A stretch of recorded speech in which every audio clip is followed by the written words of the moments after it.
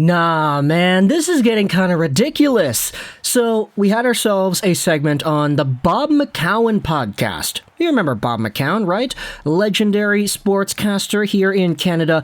He has a show, and on his show recently there was Sportsnet's Nick Kypreos, who came on to share some insight about the National Hockey League. And on this broadcast, which I will leave a link to in the description if you want to go ahead and listen to it, and on the broadcast, there was a very interesting talk had on the Canucks and President of Hockey Operations Jim Rutherford's overall thoughts on the team. Now, this was actually broken off into a few tweets that were published here and there by Taj. A few other guys were going out there and transcribing everything that it was being said. Starting out here with a tweet from DG92. Some big quotes from Kipper and John Shannon on the Bob McCown podcast. They said that Jim Rutherford hates the room. They called it a country club and said that Rutherford is going to make splashes. We won't recognize this team next year. Only the core 3 to 4 players staying. Now, this assessment might be a little bit bold, but the sentiment that was in there definitely was a part of the audio hit. A country club. Very interesting way to describe a hockey room. Let's go out there and explore what that means with a few more of these quotes. Taj said the transcription here of what Kipper said, he's going to make a splash here, he's going to change it up. He doesn't like the room, he thinks it's a country club in there, he's going to change it up. There's going to be a different look within 6 months. John Shannon totally agrees with this. This is what Grady ends up saying, who works with Sekeres and Price. He used to be on TSN. Seems like the rumors of the Canucks making big splashes since Rutherford and co. arrived are on the horizon. His guess is that Miller, Myers, Pearson, and maybe Dickinson will be moved, perhaps one of Besser or Garland. Buckle up, this offseason is going to be fascinating. Now, we actually have a bigger conversation to have when it comes to Dickinson and Pearson. We're going to save that for another video because this video right here, I kind of just want to focus on the Canucks room and what Rutherford had to say. Grady also went out there and posted the full clip of the same thing as well on Twitter. He knows it's broken, Rutherford does. There's a core there of Pettersson, Hughes, Demko, and Horvat, but he doesn't like the room. Gonna be different look in 6 months, etc., same stuff from earlier. And so, when it comes to what Rutherford plans to do with this team, we have this growing sentiment that it appears the Canucks might actually be closer to a really legit rebuild than we thought they were. Obviously, when Rutherford and Alvin were hired, they said off the bat, yeah, we've got some good players here, we want to improve though, we want to get better on breakouts from our own zone, we want to get faster, we want to improve the bottom 6, we need to get a primary superstar, or he didn't necessarily say that. Patrick Alvin just said the team doesn't have a legit superstar, which I think now you might be able to disagree with, but there wasn't necessarily an indication that a rebuild, quote-unquote, was going to happen. There was kind of the implied idea that the Canucks had some good pieces, like you didn't need to go out there and shop everybody. But now, when you consider what exactly the Canucks might do and who might be on the move, I mean, you can still rebuild while having 1 or 2 superstar players, plus a goaltender that you're super faithful in, and a captain, right? That's a possible idea. I mean, look at the Red Wings. They did that with Dylan Larkin, Philip Zadina, and a few other guys over there too, right? I mean, you could say that Larkin is not Pettersson, and Philip Zadina is not Quinn Hughes, but at the same time, it is possible to have a team that is competitive, yet is still quote-unquote rebuilding. It is just very interesting, though, to see this assessment of the locker room, that it's a country club in there. Now, I know Nick Kypreos is usually pretty... oh boy, how do I say this? His vocabulary is very unique. He uses a lot of interesting similes, and you often find him making points in ways that not a lot of people could go out there and do off the top of their head. I do respect the way that Kypreos goes out there and highlights things and talks about hockey because I, quite frankly, like the guy's voice, but this country club comment, I'm trying to decipher if it's more so Nick Kypreos being Nick Kypreos, describing things eloquently and in a different way than you would normally hear them, or if we should really start thinking like the Vancouver Canucks locker room is indeed like a country club, where the guys go up, they just show up, have a good time. They're not necessarily dedicated to winning as so much as they are dedicated to just chilling out and being there with the boys.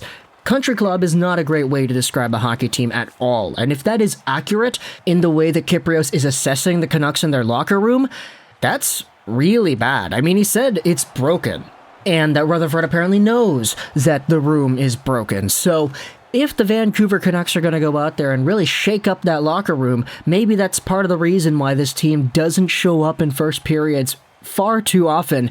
Then be my guest, Jim Rutherford. Let's see what you got.